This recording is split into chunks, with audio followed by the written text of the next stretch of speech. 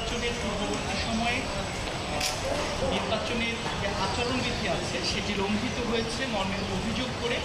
নির্বাচন কমিশন বরাবরে অভিযোগ দায়ের করা হয়েছিল। সেই অভিযোগটি নিষ্পত্তি না করেই নির্বাচন অনুষ্ঠিত হওয়ায়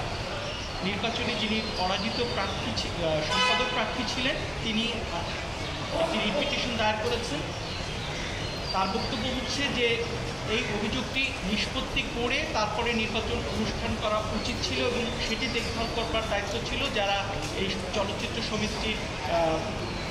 রেজিস্ট্রারিং অথরিটি আছেন তাদের এই ইনঅ্যাকশনটাকে চ্যালেঞ্জ করে রিপিটিশন দায়ের হয়েছে এবং সেখানে আজকে রুল হয়েছে এবং যিনি সম্পাদক প্রার্থী হিসেবে বিজয়ী হয়েছে তার পদের দায়িত্ব পালন করার ক্ষেত্রে নিষেধাজ্ঞা আদেশ হয়েছে এবং